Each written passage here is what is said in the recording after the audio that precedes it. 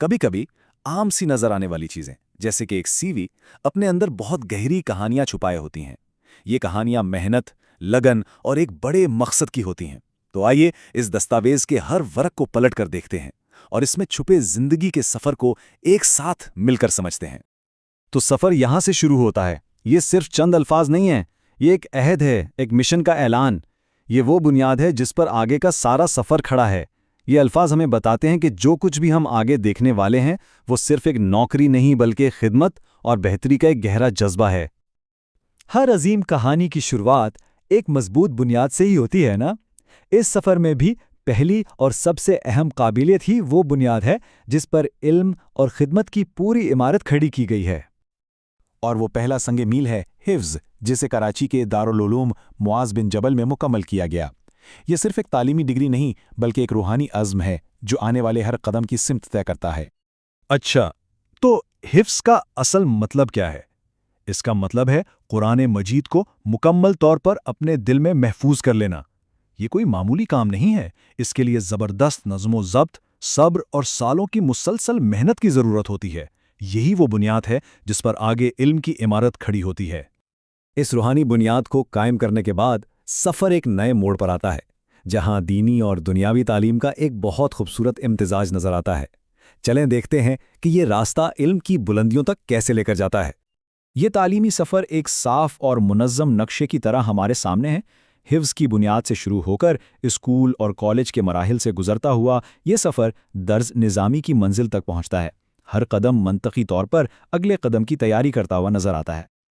और इस तालीमी सफ़र की चोटी है दर्स निज़ामी, जिसे जामिया अशरफिल मदारिस से मुकम्मल किया गया। ये उस इल्मी रास्ते का सबसे ऊंचा मुकाम है जो बरसों की मेहनत, लगन और गहरे मुताले का नतीजा है।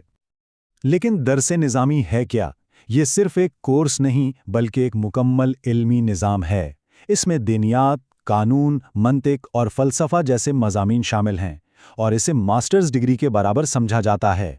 मतलब ये गहरी इल्मी महारत की एक वाज़े अलामत है।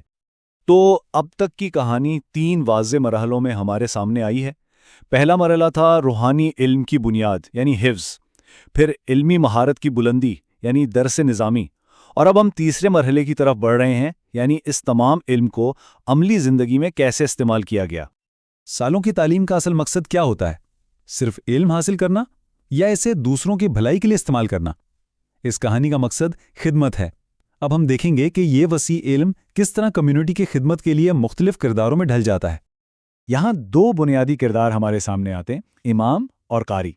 इमाम के तौर पर वो कम्युनिटी की रूहानी रहनुमाई करते हैं और कारी के तौर पर वो वही बुनियादी इल्म यानी हिफ्ज़ अगली नस्ल को मुंतकिल करते हैं, जिससे इल्म का ये कीमती सिलसिला हमेशा जारी रहता है।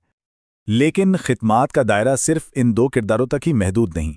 इसके अलावा इस्लामियात और उर्दू की तदरीस का तजुर्बा भी है, जो तालीम के लिए एक वसी अज़्म को ज़ाहिर करता है और ये साबित करता है कि इल्म को बांटने के कई रास्ते होते हैं।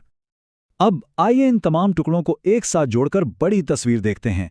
ये दस्तावेज सिर्फ नौकरियों और डिग्रियों की एक फहरिस्त नहीं है, बल्कि ये एक ऐसी ज़िंदगी का नक्शा है जो एक ख़ास मकसद के लिए वक्फ है, जहां हर कदम, हर इंतखाब एक बड़े मकसद का हिस्सा है।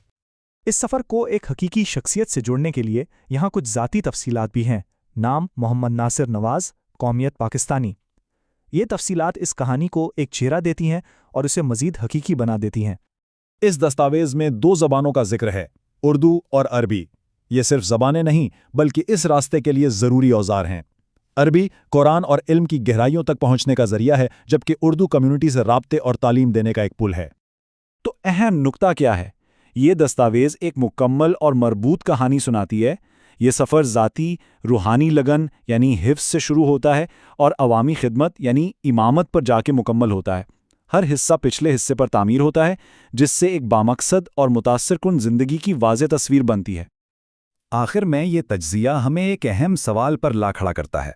अगर एक सादा सी दस्तावेज एक शख्स के मकसद की इतनी ताकतवर कहानी सुना सकती है, तो यह हमें अपनी ज़िंदगियों के बारे में सोचने पर मजबूर करती है। हमारी ज़िंदगी, हमारे इंतखाब और हमारी मेहनत आखिर कौन सी कहानी सुना रही है?